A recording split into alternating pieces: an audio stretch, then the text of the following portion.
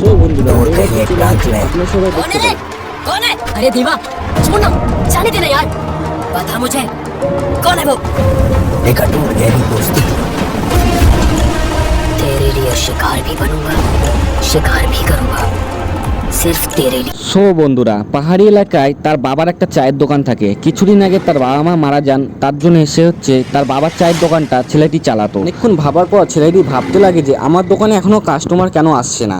তখনই হঠাৎ দেখতে পায় একটা বাইকারকে, কিন্তু তার দোকানেও কাস্টমার ঢোকে না। এক জায়গা থেকে আরেক জায়গায় যায় ছেলেটি, ভাবে পায় না কি করবে। কিছুক্ষণ পর ছেলেটির বেঞ্চ থেকে উঠে নিজের চায়ের দোকানে চলে আসে, আর এইভাবে ভাবতে লাগে যে আমি কীভাবে চাটা বানাবো। তখনই ছেলেটি একটা চায়ের কাপ নেয় আর তার বাবার দিকে তাকিয়ে থাকে, বাবা আমি কি চায়ের দোকানটা আজও চালাতে পারবো তো?